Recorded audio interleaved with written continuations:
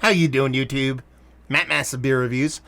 Back with a little bit of hopeful good, I assume, hazy pale ale time in the form of Bissel Brothers. This is the Voice of the Sea Pale Ale. 4.2% alcohol by volume. I think that's it, man. Bissel Brothers Brewing, Portland, Maine. It's got a really cool texture to it. There's almost like a braille, kind of deep texture that's kind of, it's like a screen printed label almost, and I kind of really dig that. Who doesn't love pink on black? Come on now. Yeah, all black cans, a little bit of hot pink, definitely a hazy. And yeah, this comes courtesy of Bissel Brothers. Thank you very much, guys. One of my favorite breweries. Haven't been there in a while due to, travel and COVID and all that kind of fun stuff. It's been about 3 years since I've been up there. I would like to change that. So hopefully everybody does what they're supposed to do and gets this COVID stuff behind us so we can go chug some beers. And their low ABV stuff is usually some of my favorite. Again, I will say this pretty much in every review I do of the beers that they sent me. Baby Genius is like the best beer in history of mankind. Anyway, I dig this labeling. Like I said, that pink on black is pretty fantastic. All black can. And, yeah, I mean, it looks like a pretty turbid hazy for something that would even be like 6-7%, but you're looking at 4.2%. Pinky finger, kind of crazy, neurotic, crumbly kind of sides and body to it, but that top is infinitely creamy. I mean, it looks like super fluffy. It looks like a pretty cloud. Sea foam kind of floating up there. So, yeah, off to a pretty start. It's good nose. Citrus and grapefruit. So a little bit of orange juice, a decent amount of grapefruit juice along with like a grapefruit kind of pithiness thing going on. I think that's pretty much the bulk of it, to be honest with you. Not really much as far as bittering goes. There's a soft little kind of slightly oaty, slightly kind of pilsnery kind of maltiness to it. But it really is that soft kind of citrus. A big citrus for its ABV, but in general, kind of a soft but meaningful kind of citrus from that orange juice, but leaning heavily into that grapefruit that comes off pretty nice. It smells pretty awesome. Let's dive in. Cheers.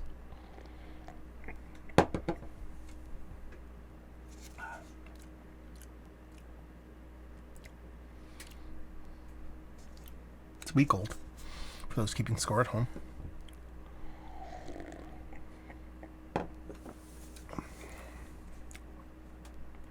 That's good.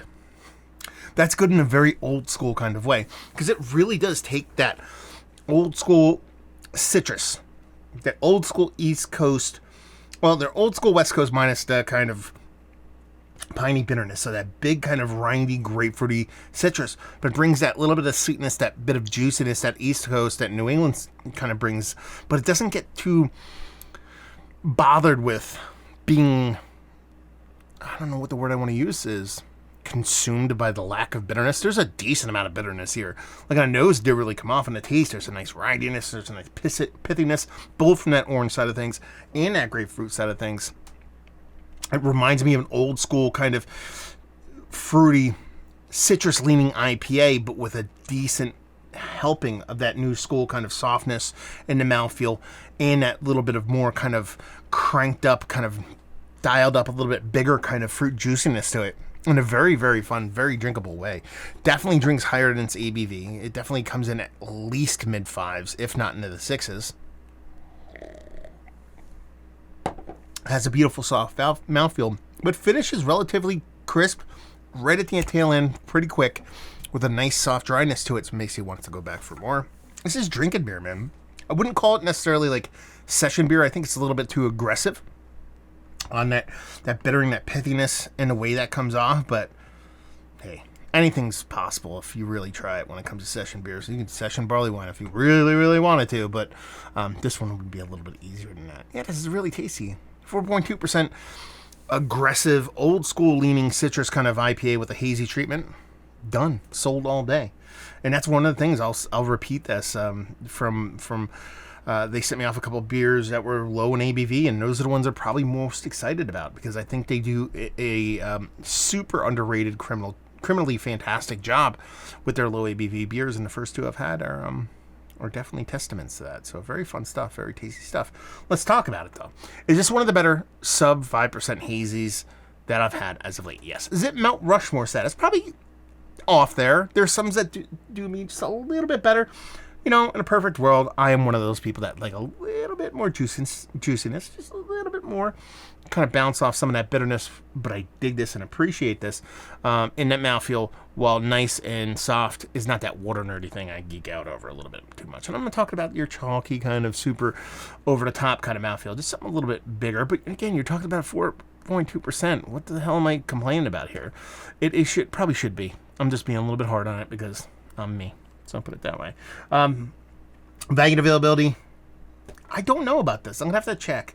I know their core line, and when I say their core line, their Substance and a couple other ones do make it out of market.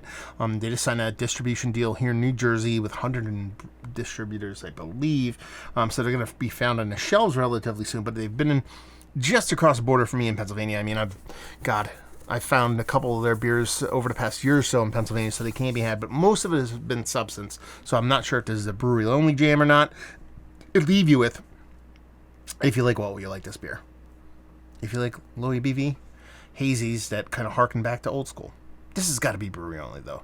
I'm coming to think of it, these cans with these stickers on them, they have to be brewery-only, because I think they'd do full can wraps on the stuff that leaves, or at least gets down this way. But anyway, try to find it. If you dig on low ABV crushers, this one does not suck. So there you go. Another review in the books. Hopefully you guys enjoyed it. Down there if you want to talk about it. Massive Beers. If you want to check me out doing the social media stuff, Beer Massif. If you want to check me out doing the whole podcasting thing. And hopefully you guys enjoyed the review. Hopefully enjoying a little Bissel right now. Hopefully see you next time. Cheers.